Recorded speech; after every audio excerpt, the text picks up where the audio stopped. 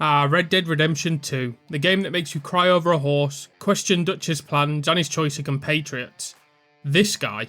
And just re-download it to ride about and see what you can find. But today we're doing something different. We're turning Arthur Morgan into an oil painting, styled on Victorian photography. Grit, grime, grayscale and the wild wild west. Thank you to QB Toxin DP for the suggestion.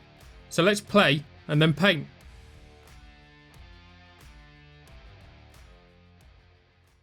What can you say about Red Dead 2 that hasn't already been said? I mean, I could wax poetic about the detail, yes, even the infamous horse testicles, or the characters who are somehow both hilarious and heartbreakingly human, and the story.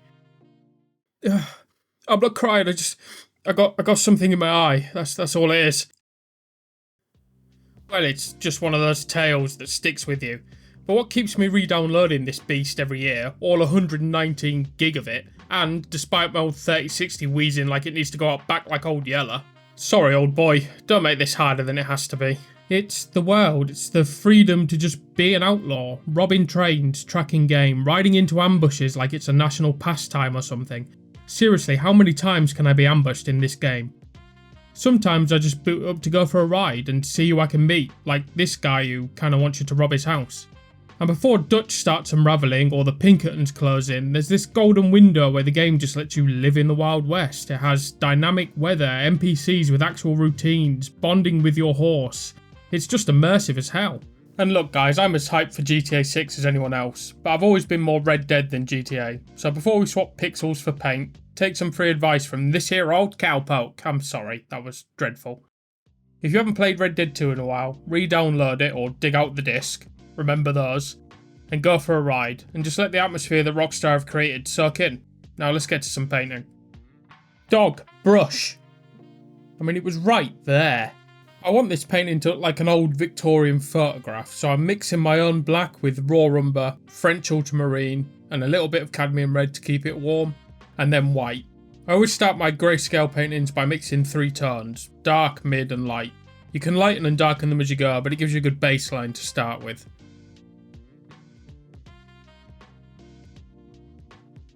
I always start my portraits with the eyes, which I was always scolded for, but whatever works, right? I like to get them in so I can sort of work out from there.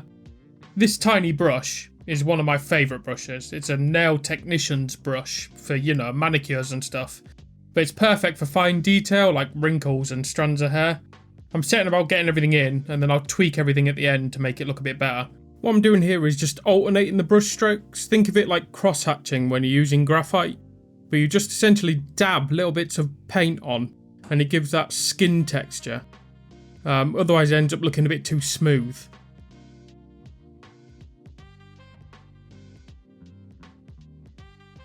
So my Arthur has a few days of stubble, but with stubble it's best to paint the skin in underneath. Not so much with long beards, you can usually just paint them in as you would hair, going from dark to light.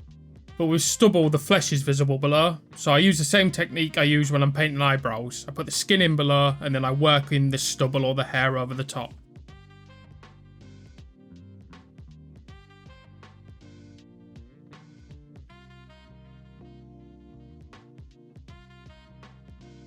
Now to the stubble. I've got my tiny nail brush and a ton of patience. I'm sure there's an easier way to paint stubble, but this is what works for me, and as far as any kind of art is concerned, I've always believed you should just create the way that feels best for you.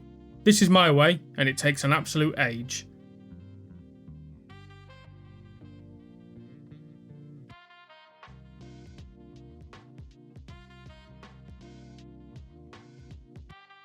So I'm putting in the stuff around the portrait a bit looser. In Victorian photographs, they tend to have like a strong focal point and the rest is kind of blurry. On a side note, there's something really creepy about Victorian photographs. I think it's ever since I watched that Nicole Kidman movie, The Others. I can never really be sure if the people in the photos are alive or not.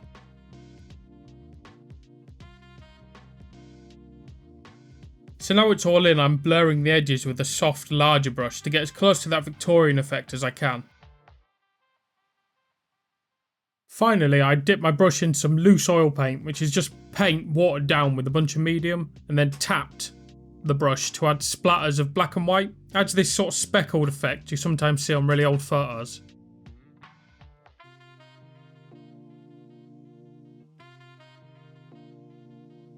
And then with it all in, it was all about just tweaking bits here and there, pushing in a dark or pulling out highlight, adding some wrinkles, just taking a step back and see if anything hits the eye wrong. And that's the finished piece.